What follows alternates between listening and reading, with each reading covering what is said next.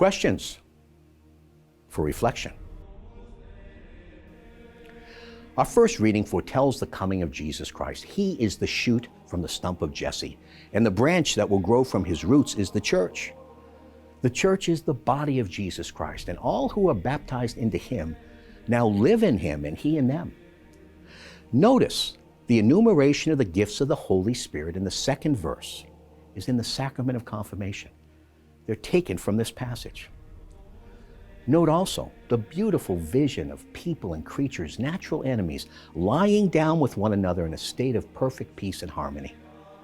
This is a profound change, and one that can only come about by total conversion and communion with the Lord. To be a Christian, to be united with Christ, is a transformative thing. It changes who we are. To be a Christian is to see everything with wisdom. That is the way God sees things. We don't see enemies as foes, but as souls in need of love and salvation. We don't see death as something to fear and lament, but as something to welcome, for we shall awake to the sight of God. We don't see prayer or service as a heavy burden, but as a light and joyful occupation. In our responsorial psalm, we hear a prayer for guidance and support for the king, Solomon. The psalmist asks the Lord for the gift of right judgment to be given to him. This right judgment is a gift of the Spirit of God. This beautiful psalm should become our own prayer for all who have leadership in the church. And it should be a petition we ask for the Lord, for ourselves.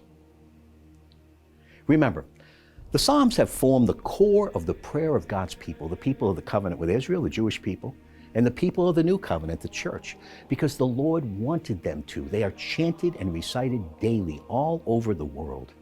And the more we read them and hear them and reflect upon them in the Holy Spirit, the more we will enter into the deeper truths that they reveal.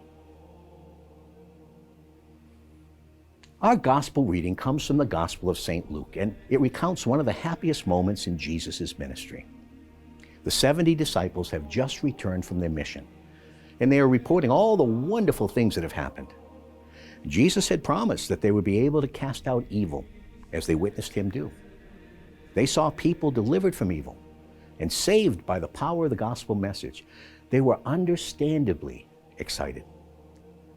But, as is often the case with these short passages of the gospel text used for Mass, setting them in their context can help us understand them more deeply and get the point.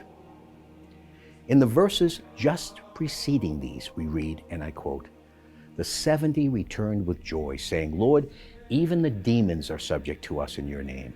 And he said to them, 'I saw Satan fall like lightning from heaven. Behold, I've given you authority to tread upon serpents and scorpions, and over all the power of the enemy, and nothing shall hurt you. Nevertheless, do not rejoice in this, that the spirits are subject to you, but rejoice that your names are written in heaven.'" Then we see Jesus rejoicing. He's grateful to the Father for revealing these truths to the disciples. They finally get it. This is the joy Jesus feels each time someone gets it and comes to him. This is the joy of the shepherd who finds the lost sheep, the person who finds a missing coin, or the father for his prodigal son who has returned. Blessed are we who see. But the greatest cause for the joy of Jesus should be our greatest joy as well, that our names are written in heaven. Now we are sent out, like the 70, to bring the whole world to Jesus.